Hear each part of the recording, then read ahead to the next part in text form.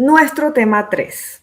El tema 2 era un tema tan cotidiano que nos absorbió totalmente y fue un poco caótico. Surfeamos las olas del internet, de la luz, falló la tecnología y fue muy difícil. Intentamos por Instagram, intentamos varias veces en Meet, pero definitivamente ese tema quedará para nosotros. Pasamos directamente al tema 3. Y el tema 3 habla de la vida cotidiana y el aprendizaje.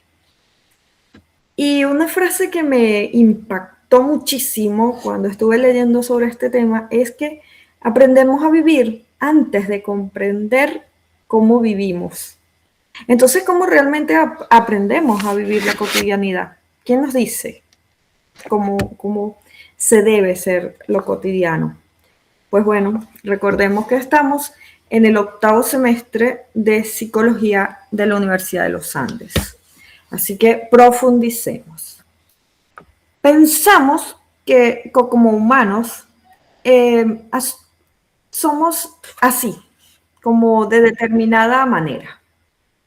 Sin embargo, gran parte de lo que somos es aprendido, ha sido repetido tantas veces que queda así. Entonces se va construyendo desde lo psicológico y lo social. Y estos contenidos que aprendemos, ¿qué son específicamente? ¿Qué aprendemos? Pues voy aquí con lo que aprendemos. Aprendemos formas de amar, maneras de reaccionar al miedo. Aprendemos hasta descansar. ¿Sabían eso? No se descansa igual en todos lados.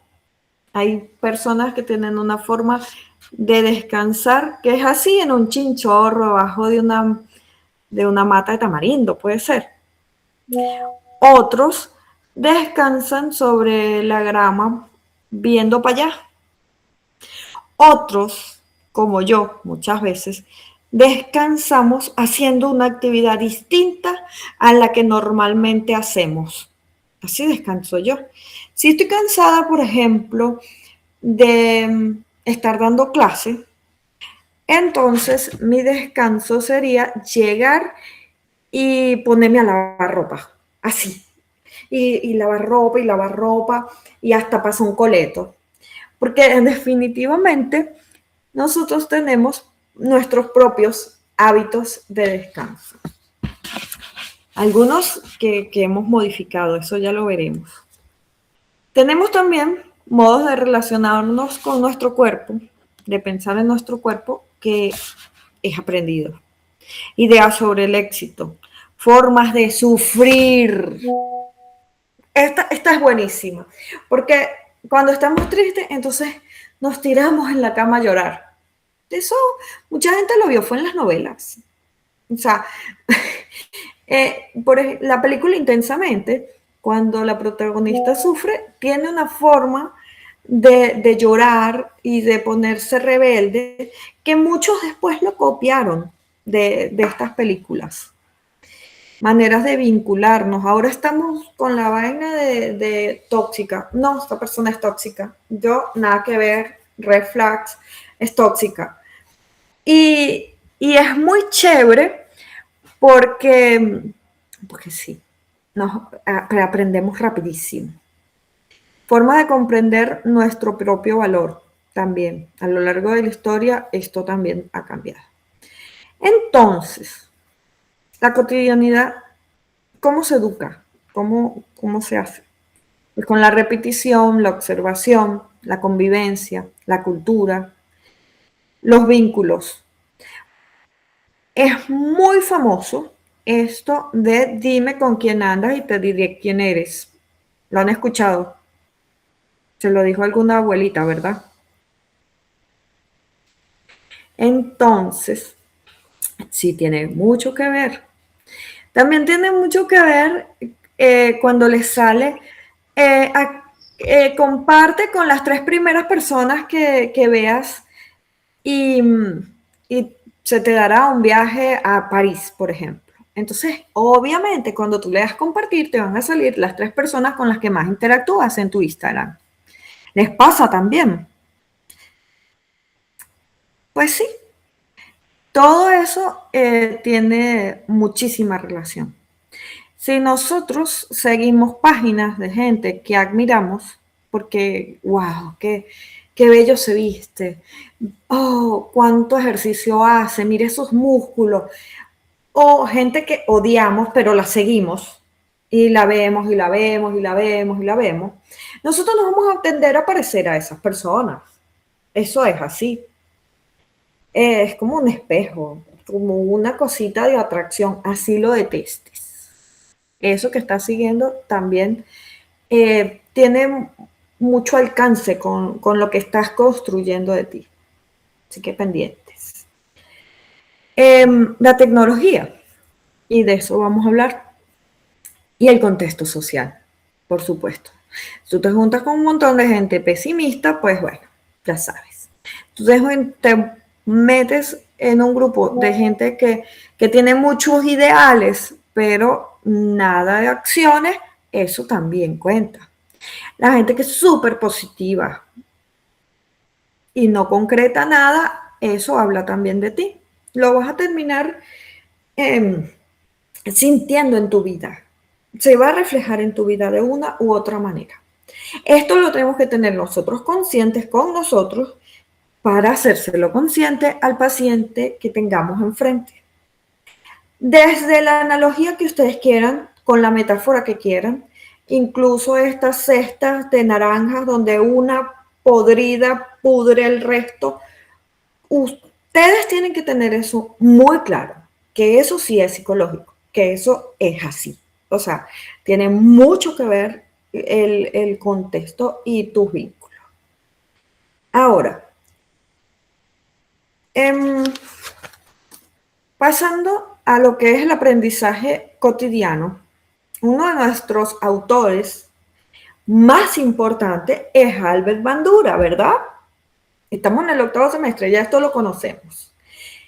¿De qué habla Albert Bandura? Del aprendizaje vicario. ¿Qué dice el aprendizaje vicario? Que la persona, mediante la observación y la imitación, aprende conductas, emociones, vínculos, respuesta frente al miedo, maneras de reaccionar al conflicto, hábitos cotidianos. ¿Esto lo aprendemos de quién? Pues de nuestras primeras figuras, que no necesariamente es papá y mamá, a veces puede ser la tía que cuida, la prima, la abuela. Por eso hay tanta gente con estos memes de que dicen a la hija de 8 años, dice, hija, cuéntame, vamos para el parque mañana. Y llega la niña y dice, bueno, si amanece, Dios quiera que sí, y que esa es una niña que la crió la abuela, o sea, que la está criando la abuela.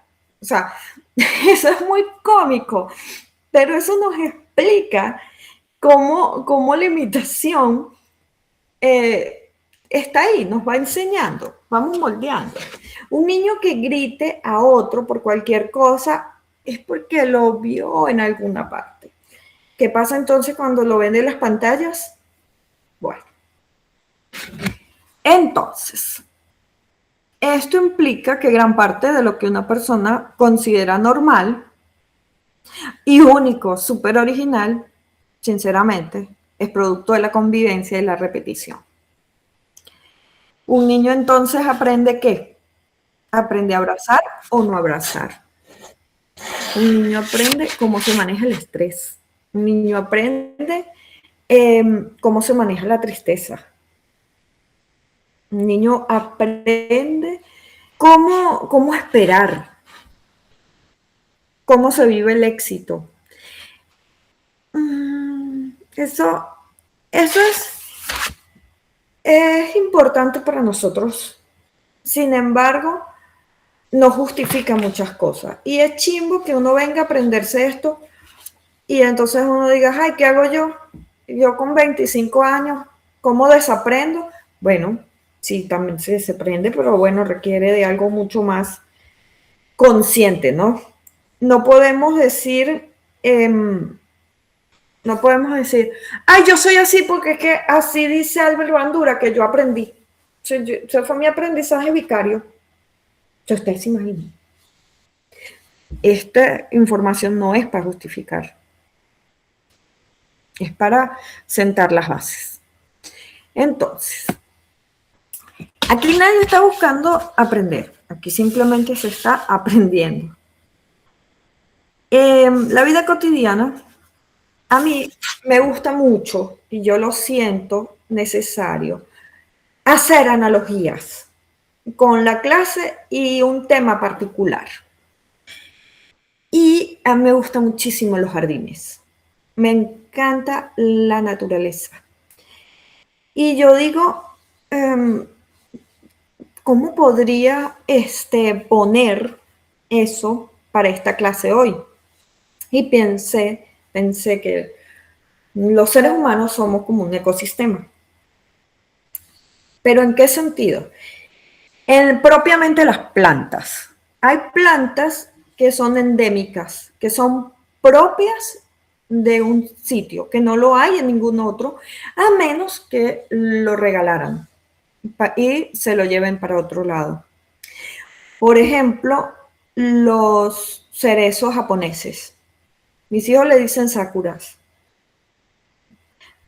Esos son unos arbolitos propios de Japón. Japón le regaló a Nueva York, aquí a Roma, varios árboles y hacen como paseos y florecen al mismo tiempo. Y así hay árboles como el pino, hay un pino en Mérida que sí es endémico. ¿Quién me recuerda cómo se llama?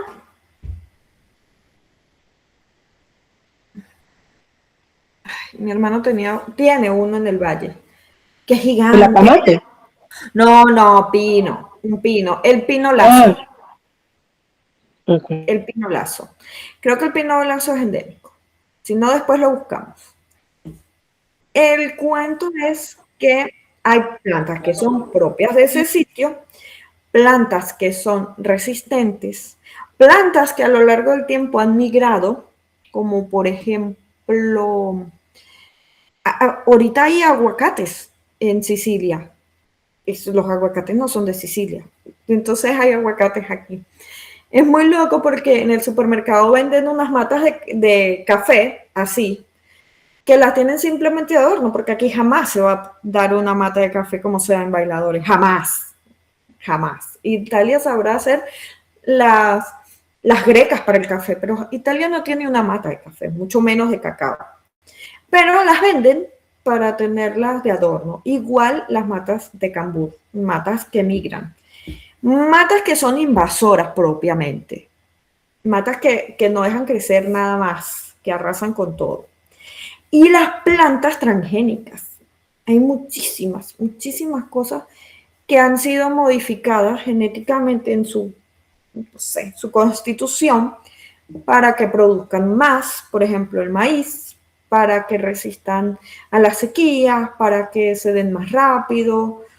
Hay muchísimas que están modificadas, que están cruzadas. Hay muchas matas que son cruzadas, de verdad. Como híbrido. Sí, híbridos. Las matas transgénicas que son modificadas. Y también hay muchas matas que son injertadas y esto. Si alguien sabe de matas, De hecho, se habla en los últimos tiempos, en estos tiempos que estamos viviendo nosotros, que el trigo, la semilla del trigo, ha sido modificada y que por eso entonces el gluten se ha desarrollado de forma distinta y por eso es que ahora hay tantas personas resistentes al gluten. Precisamente para poder producir mucho más trigo, genéticamente fue modificada y por eso es que ahora nos hace daño lo que antes no nos hacía daño. Exacto. Y por eso es que, por ejemplo, Italia ahorita hay una prohibición de trigo. El trigo que se consume en Italia tiene que ser solamente italiano. Y cada producto de trigo que contiene trigo, las pastas, tiene un código QR donde tú lo escaneas y sabes de dónde, de qué lugar, de qué mata, de qué cosecha vino ese trigo. Y eso es totalmente normal y no por eso una pasta cuesta 15 euros. O sea, cuesta los mismos 0,7 euros una pasta. Entonces, no es que no se puedan hacer las cosas, es que debe haber un control de esas cosas. ¿Por qué? Porque esto de modificarla para producir más rápido, para vender más rápido, pues tiene sus consecuencias. Entonces, hay otras plantas que sí florecen, hay plantas que no florecen, hay plantas con frutos, hay plantas sin frutos. Eh, Tengo varios videos en mi Instagram hablando de las estaciones y las plantas. Y normalmente uno ve que en el otoño todas las plantas pierden las hojas. No, no todas las plantas pierden las hojas. Hay muchas, como los pinos, que se doblan, son más flexibles y se mantienen en esos inviernos horribles donde las capas de nieve son pesadas. Hay cactus. Hay gente que colecciona cactus que les encantan. Ahora aquí es donde yo voy a hacer las analogías de las plantas. Cactus. ¿Qué se le viene a la cabeza? Personas que aprenden a sobrevivir con poca agua emocional. No estoy diciendo que las personas que tengan cactus hacen eso. Rudeza, defensa, autosuficiencia extrema, resistencia, dificultad para pedir ayuda, adaptación al estrés. Porque de verdad, ustedes dejan un cactus en una oficina y 5 meses después está el cactus todavía allá. Molesto y horrible, pero está. Ahora, las orquídeas. Personas que son sensibles al ambiente. Pero a mí que me gustan las orquídeas se agarran de cualquier cosita para sobrevivir. Y son, sí, son sutiles. Incluso la vainilla es una orquídea y qué rico es. O sea, es un olor que tú sabes que huele, tú sabes que huele a vainilla porque no hay dos vainillas. Entonces, las orquídeas sí necesitan algo de estabilidad. O sea, no es que tú vas a por ti una orquídea por ahí tirada, ay, sí, y ella te va a esperar. No, la orquídea no te va a esperar. De verdad que no. Sí necesitan un cuidado. Cuando se sienten queridas, pues se quedan ahí y se agarran de lo poco, pero sí necesitan un ambiente seguro definitivamente. El bambú. ¿Quién ha sembrado bambú? Tú lo siembras y tienes que olvidarte del bambú, al igual que una mate coco. O sea, tú te tienes que olvidar. Olvidar hasta dónde lo sembraste, porque eso nace, eso sale después. Pero eso sí, ya después no se rompe. Ya después lo que hace es salir y se crean cercas, se construye. O sea, el bambú es algo bastante útil, bastante, bastante lindo, bastante interesante de estudiar. Ahora la hiedra o cualquier enredadera de esas eh, que representarían qué? Como esa dependencia emocional, ese apego ansioso también. Comunidad, bueno, no, la hiedra no. O sea, la hiedra se pega de una casa y te come la casa. O sea, la hiedra no.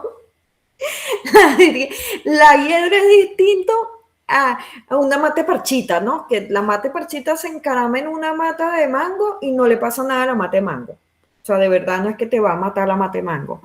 Pero una hiedra como tal, o sea, eso de verdad necesita apoyarse de algo. Y bueno, otra que me gusta es el girasol. ¿A quién más le gustan los girasoles, por favor? El girasol es un símbolo universal de esperanza. O sea, vamos a estar claros. El girasol es algo lindo, es como majestuoso. Además que hay unos gigantes y los campos de girasoles, por Dios, o sea, eso es otra cosa.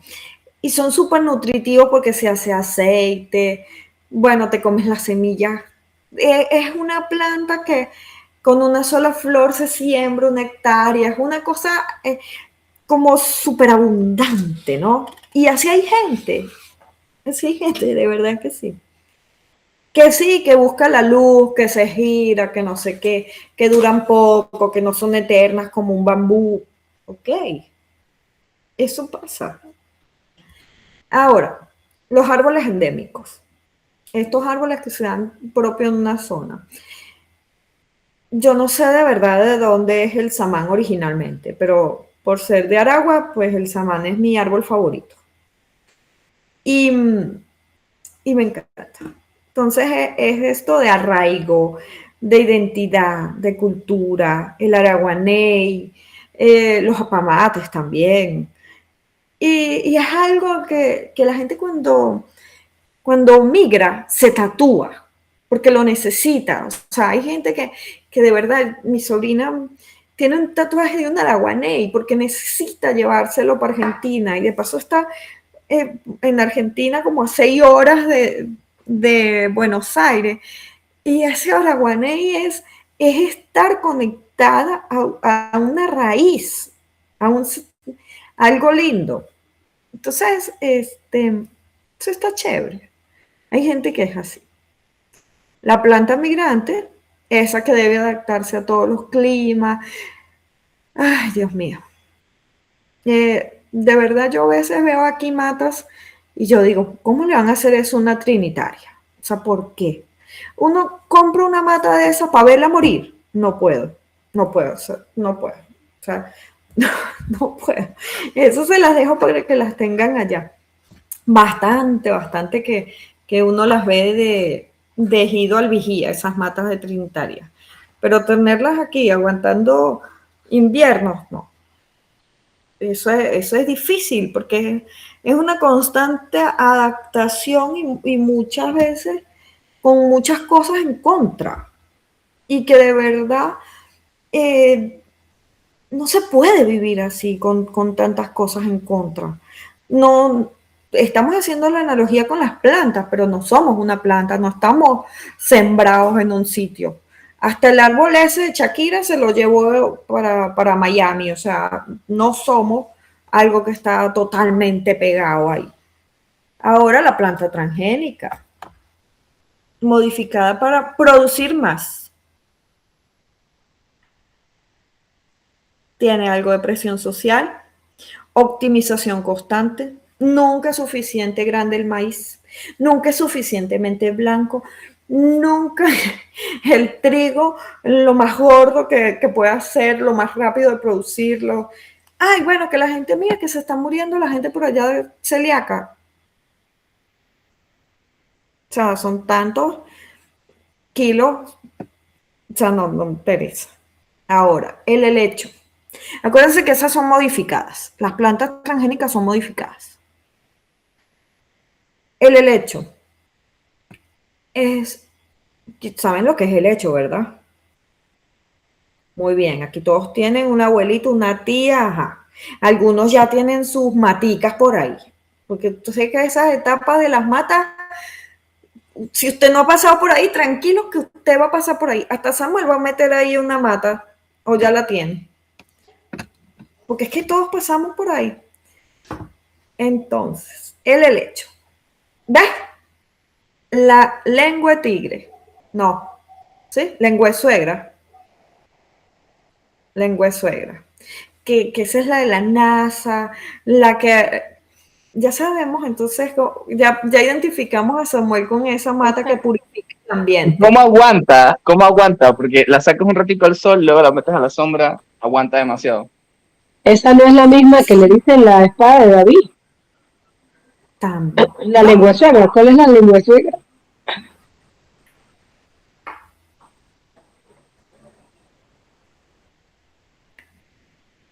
¿Se parece a la sábila? No. No, la sábila es una suculenta. Claro, pero digo de forma, se parece. Ah, no, no, sí, la acaba de googlear, yo no lo sabía, pero sí, sí le dicen espada David. Dato curioso Sí. del día. Viste, él no estaba equivocado, no la conocía como la lengua de suegra, la conocía era como la espada de David. Sí. Y esa es una planta extendida mundialmente, de verdad que está en todos lados. Es algo que se ha pasado fronteras. No sé de dónde es originaria, pero de una u otra manera todos terminamos teniendo una. La sábila no, la sábila es bien difícil. Este, y me gusta esto de la sábila porque la sábila, primero, bueno, no sé, es como sirve para las quemaduras, para las inflamaciones, es una planta útil, es una planta que también como que llama la suerte, como que canaliza energía, o sea, tiene como mucho simbolismo en una misma mata y es lindo, o sea, me parece chévere. Para el cabello es lo máximo, para la cara es lo máximo, el aloe vera. O sea, sábila le decimos nosotros, pero el aloe vera es otra cosa. Está en eso, faltaba eso, como una planta que fuera así como la hierbabuena. O sea, que excelente para los mojitos, excelente para los resfriados, excelente para las ensaladas. O sea, hay plantas que son de verdad útiles, de verdad, que tienen una cosa que puede ser que duren poco tiempo, porque de verdad la hierbabuena, como tal, una mata dura poco y siguen otras, pero son útiles, son chéveres, caen bien. También hay otras plantas que florecen después del fuego. Hay plantas que salen justamente después del invierno. Duran poco, pero están ahí. Estas plantas de invierno también es una planta que pareciera que estuviera muerta y nada que ver. Se pone modo avión y esa planta se aguanta su invierno y después sale. Y así hay personas que tienen sus pausas, que tienen sus depresiones, que mira, ya va, dame mi tiempo, que yo salgo de esto, pues, pero dame mi chance. Porque necesitan un periodo de recuperación. Esas podrían ser esas plantas después del invierno. Y luego está la semilla. Lo quise poner esto de semilla. ¿Me escuchan? Quise poner esto de la semilla. Porque, bueno, representa como ese potencial, ese proceso en desarrollo. Eso me gusta. Ahora bien, aquí la pregunta es, ¿qué plantas sienten que han sido psicológicamente en este momento de sus vidas? La podemos dejar por ahí escrito y seguimos adelante. Pero eso me gusta para que lo conozcan como actividad para los pacientes, para ustedes mismos, porque permitiría a través de esta analogía, que no es algo directamente, ¿y tú cómo aprendiste? Más o menos cómo aprendiste tú, porque eres así, a qué abuela saliste. O sea, nosotros tenemos que ir más allá, acuérdense que tenemos que ser creativos, y entonces podríamos hablar de la adaptación que tuvieron que hacer, de, de todas esas cosas. Tú sabes que a las matas de mango le caemos a piedra, ¿no? Tú estás claro que estás diciendo que tú te sientes como una mata de mango. A las matas de mango, para tumbar mango, mira, a eso, a piedras. Tú no ves a nadie tirándole piedra a un pino. O sea, y si tienes los mangos buenos, más piedras, es más, se te van a encaramar para bajarte los mangos. Te lo dejo ahí. Te lo dejo ahí. Entonces, bueno, un árbol de aguacate. El árbol de aguacate, el del árbol que tenemos, que todos quisiéramos tener en el patio de la casa. No sé, es como nuestro arbolito de Navidad, con esos aguacates ahí. Pero saben que el aguacate requiere esperar un tiempo. Además que las matas de aguacate por lo general dan una cosecha al año. Y bueno, hay que adaptarse a eso, a la cosecha al año. Además que el aguacate de verdad todavía no se ha como creado una manera como de almacenarlo y que te dure todo el año los aguacates, sino es un tema, es un tema. Porque el aguacate te lo tienes que comer rapidito. Es un tiempo, necesitan eso, la mata necesita madurar para dar mejores aguacates. Y aguanta la pela ¿cuánto? Samuel no aguanta 3 meses un aguacate. No aguanta, pero hay cosas que sí aguantan 3 meses y aguantan más. Las ciruelas pasas. ¿Tú has comido ciruelas pasas? Las pasitas se disecan y saben rico. Los dátiles, ahí tenemos. Pero piénsenlo, o sea, las cosas más buenas de la vida suelen durar poco tiempo. Ah, eso te lo enseñaron a ti. Eso lo aprendiste tú. Alguien te lo tuvo que haber dicho. Alguien te dijo eso. A mí, en este momento de mi vida me gusta hacer una conserva, tenerla en vinagre con, no sé, con aceite y tener todo el año así sea un poquito. O sea, eso te lo enseñaron a ti. Entonces, vamos a seguir avanzando.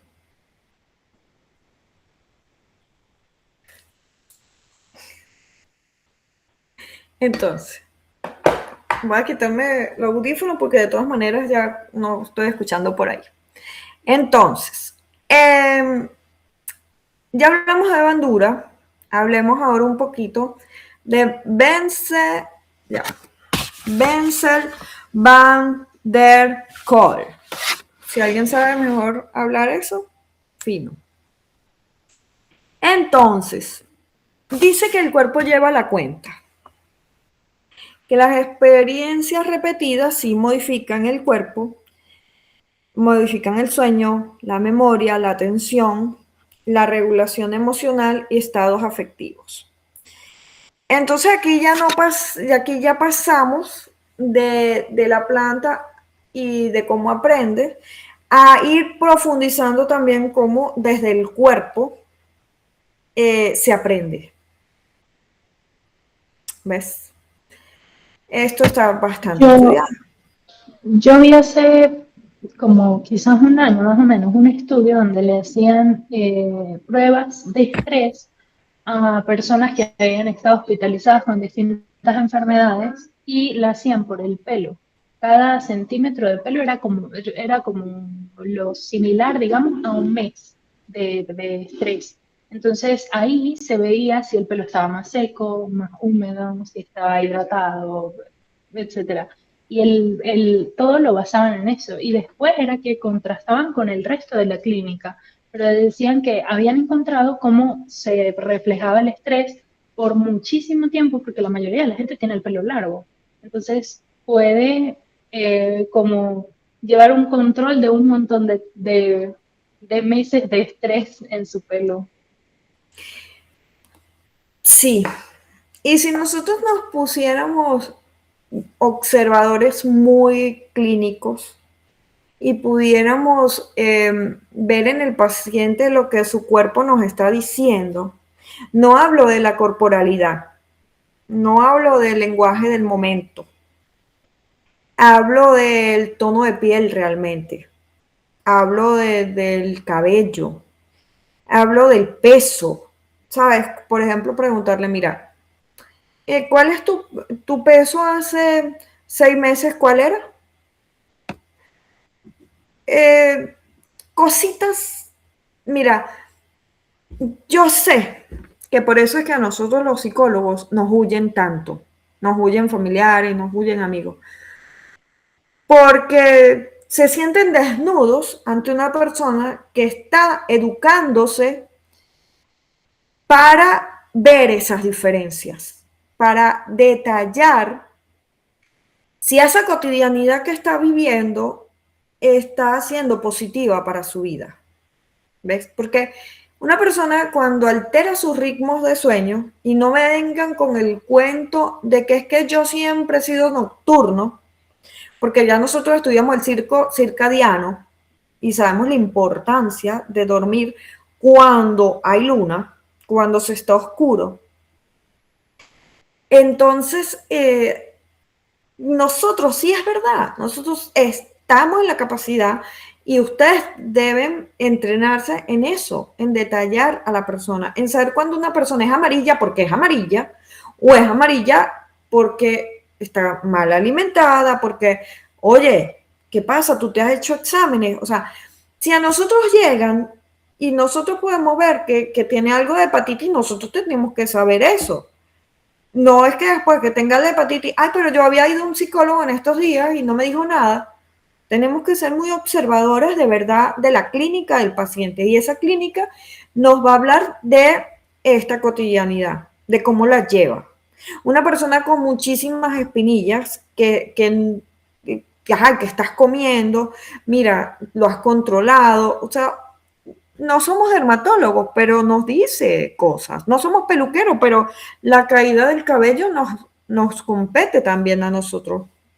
Hay muchos casos de alopecia que es psicológico. Entonces, ¿qué hace la gente? ¿Qué vamos a hacer nosotros cuando toda esa gente pase por el dermatólogo, pase por el gastroenterólogo y llegue a decir que es psicológico? ¿A quién le va a tocar resolver eso? A ustedes y a mí. Entonces, bueno, está aquí, en la cotidianidad, en lo que hemos aprendido que es cotidiano, en lo que están repitiendo constantemente que altera el cuerpo. Y esto lo dice entonces Kolk. Luego hablamos de que la vida cotidiana impacta directamente en el sistema nervioso, en los hábitos, en la regulación emocional. O sea, eso de que tú te acostumbres a salir tarde y a andar estresado porque vas a llegar tarde, pensando o sea, con el deseo de llegar temprano, eso desequilibra enormemente el sistema nervioso. ¿Ves? Entonces, es un tema de tener muy en claro porque estamos estudiando la cotidianidad. Ahora, vamos a avanzar. ¿Qué tan condicionados estamos? Esta es una de las preguntas centrales. ¿Qué cosas creemos elegir libremente, pero en realidad aprendimos culturalmente? Una es comer bien. ¿Cuál es una cena chévere?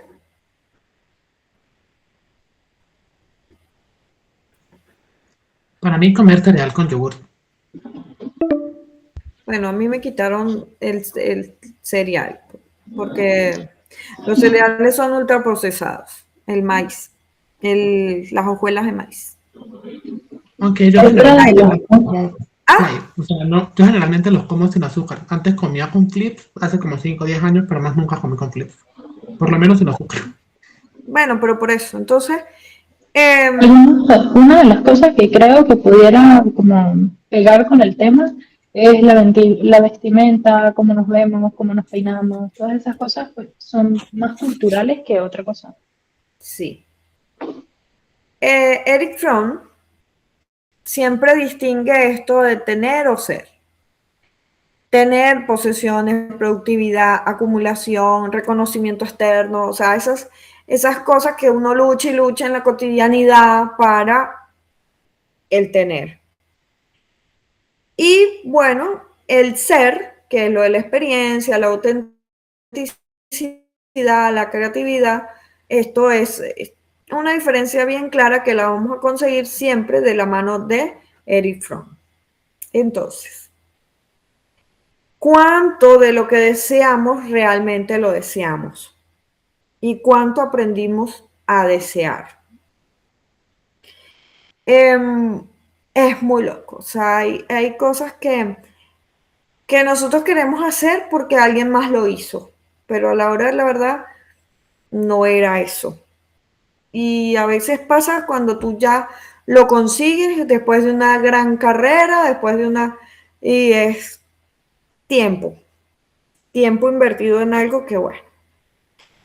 Entonces, bueno, la sociedad muchas veces enseña a tener más que habitarse propiamente, más que estar como tranquilo en su cuerpo, en sus cosas, en su estilo.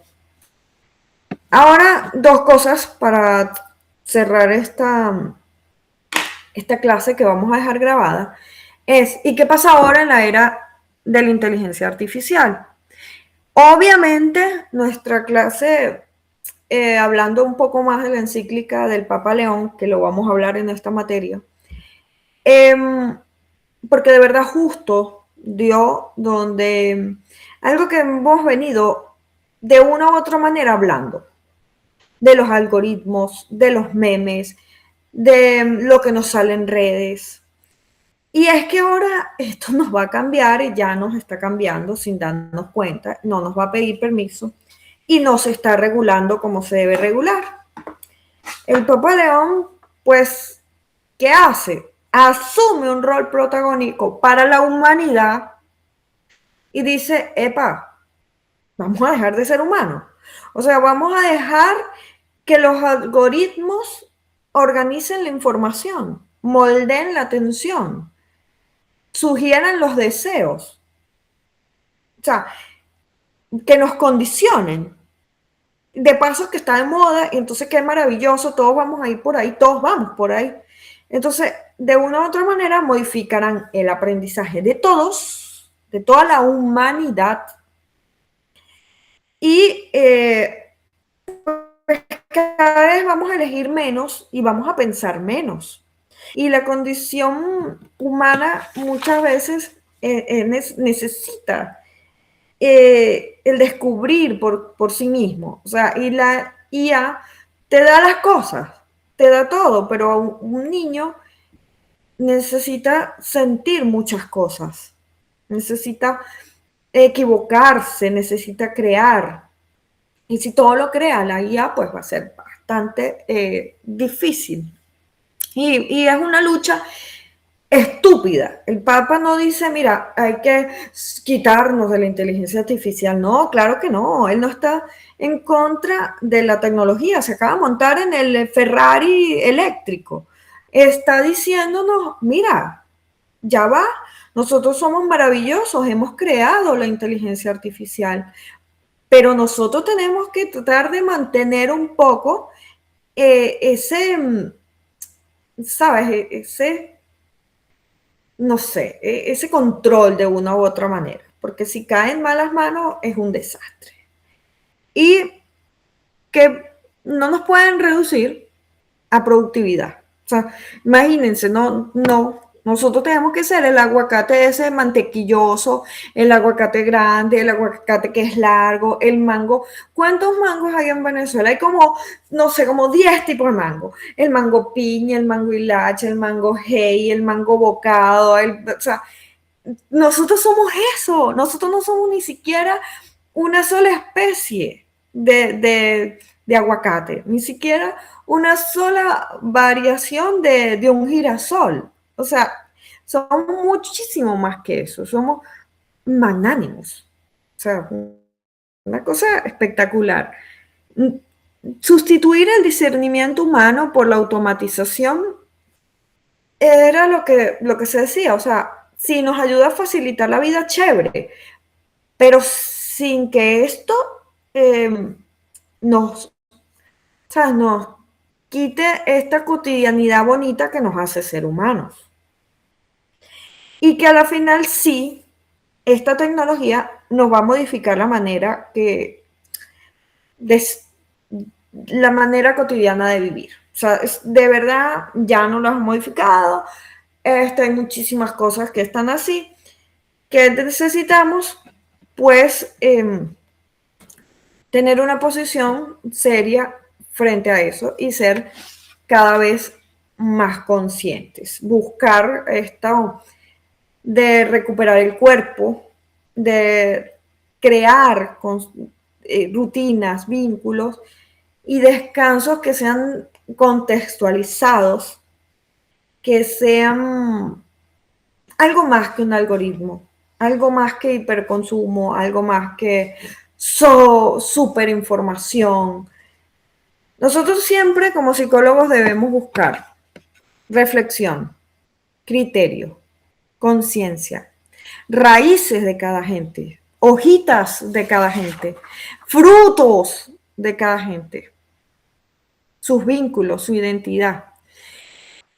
Hay algo muy lindo en el psicodrama y es que te permite crear realidades surplus. Si tú no conociste, no tienes a nadie de quien copiarte, el psicodrama dice, bueno, vamos a traer un bisabuelo.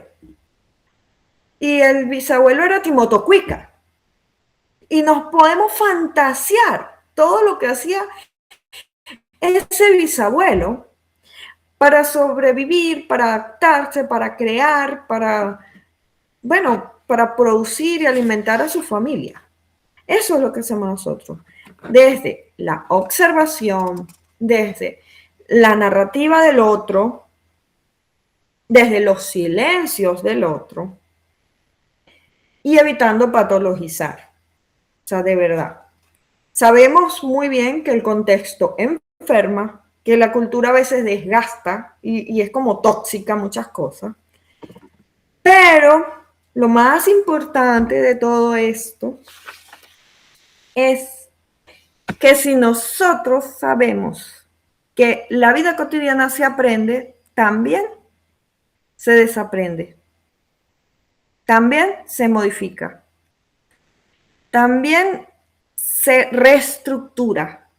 Y esa es la tarea de nosotros. Así que con esto cierro la clase, dejo esto guardado en YouTube y nos vamos a profundizar. La otra gente que quiera seguir viendo estas clases y profundizar, que estudie psicología, así como ustedes. ¿Les parece?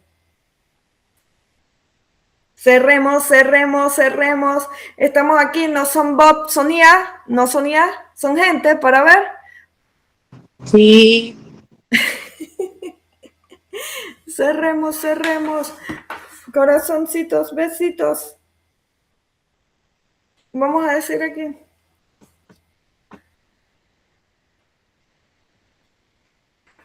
Chao, chao.